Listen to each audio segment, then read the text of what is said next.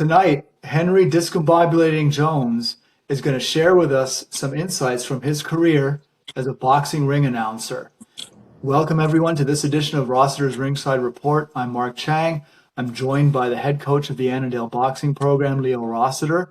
And our special guest tonight probably doesn't even need an introduction, because if you watch boxing on TV, you'll know that he's one of the very finite group of boxing ring announcers that do televised fights.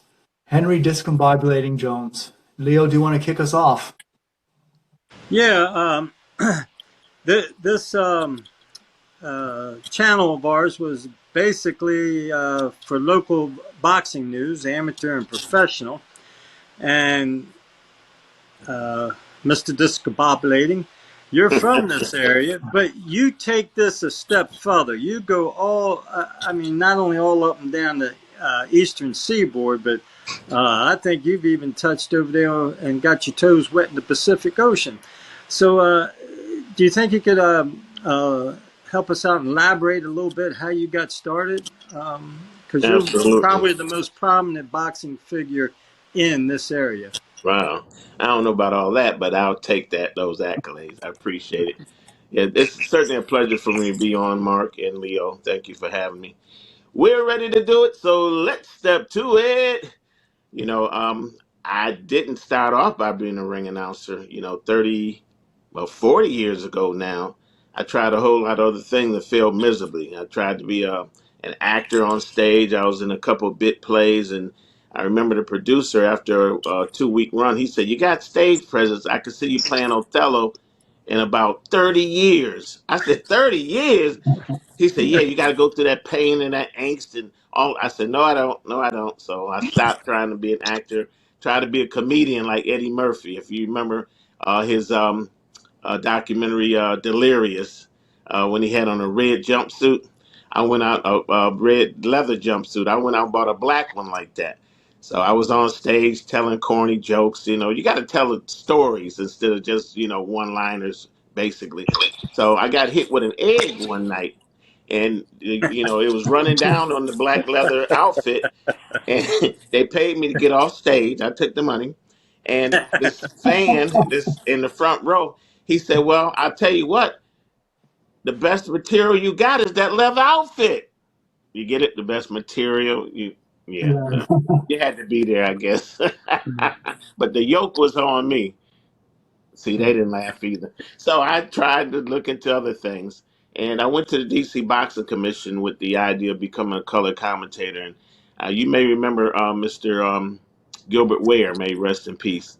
He said, "Well, we don't have any TV contracts, but obviously you're articulate, boxing. If you want to be on the microphone, why not be the ring announcer?" I said, "I wasn't thinking about that." He said, "Why?" I said, "I don't know. I just wasn't."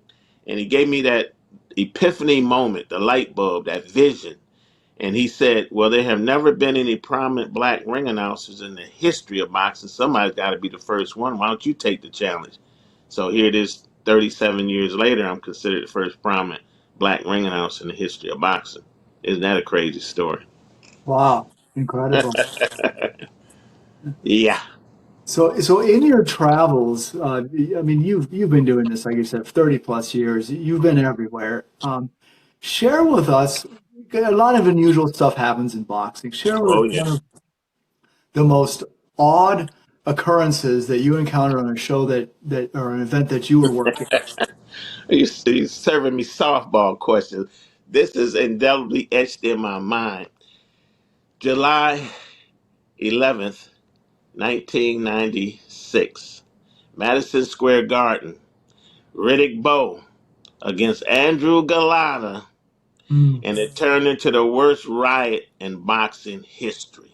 mm, I mean, people were getting done in the stands, man, because at that time they allowed the fans to bring in paraphernalia. So the police brought in their flags with the spear tips, and once it became bedlam in the ring, it spilled outside the ring, and man, I saw some horrific things happen. I saw Shannon Briggs pick up a guy like he was Hercules and throw him and body slam him. I saw a mm, Polish fan ram a guy in his throat with the tip of the spear. And if you remember, and you can go on YouTube and see me in the ring trying to restore order. I did the undercard for my mentor, Michael Buffer, and fans went after Larry Merchant and Jim Lampley, and they hid behind Big George Foreman, may he rest in peace. And George was saying, "Get back now! Wouldn't do that if I was you, son." And they didn't try him either. And they were so grateful they gave George Foreman the biggest color commentator contract in history. Wow. Yeah, that that was the most unusual thing I've ever seen. Wow. So we actually had some really high profile names fighting this past weekend. It was back to back to back, Yeah, Ryan Garcia, and yeah. then Canelo, and then the Monster. The Hmm. Garcia fight, I thought, was self-evident. Do either of you think that he has a relevant future in the sport at this point? I'll defer to you, Leo. I think he has a relative place. Um, not everybody can be the champion. You need some good tests out there for guys, and I think Ryan Garcia will fit that bill. I think he'll be a good, solid test for guys coming up. Yeah, so I think he can still make a lot of money. Whether a world champ, well, there's so many world champions, right? Ships out there now. I mean, you can come up with one tomorrow, but to be a legitimate champion, uh, you can never say never. However, he still has a place as a gatekeeper there, I think. Hmm. And Right. I concur. So let me ask you a question: how many worlds are there? Oh, You know, I'm of the old school. It should be an undisputed world champion. So, all these, splinter organization, the alphabets, we got to come up with a system, man, to consolidate this because, as you say, it's just so many, proliferation of titles out there. To your point with Ryan, yeah, he has millions of followers. That translates into eyeballs and feet in the seat. So opponents will make more money fighting him than they would somebody else. So yeah, he's still very relevant in this sport. okay. Well, moving on to the Canelo fight against William School, and I think we all saw what happened there. School just wasn't the best dance partner for Canelo because he just wasn't engaging enough. But really, the question that comes out of that is, who do you guys like in the Crawford versus Canelo match? Yeah, I'll start with this, Leo. Um, Canelo literally took William to school. Yeah, I'm still trying to be a comedian. It's not working. I'll keep my day job. But and I'm a big Crawford fan. Make no mistake about it. But I don't see Crawford beating Canelo. I don't see it.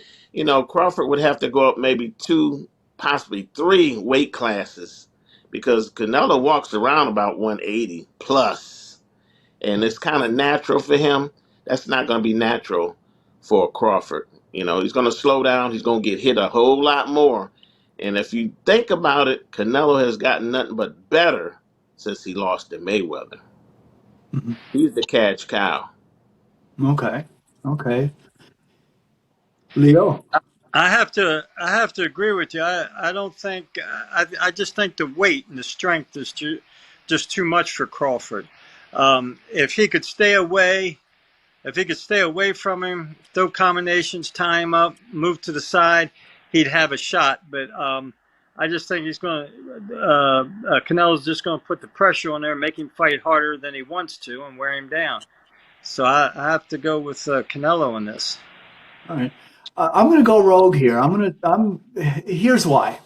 Uh-oh. Because if you look at them together, yeah, Canelo's heavier, has been fighting at the heavier weights, but if you look at them together, Crawford has the better physicality. I think he's a little taller, but mainly his arms are longer. And that's the one thing that's just so difficult to overcome in boxing. It's not so much the height, but the reach. And he knows how to use that reach, and he knows how to do a lot of things. He can fight orthodox, he can fight southpaw, he can punch, he can box. So it's very hard to predict the outcome.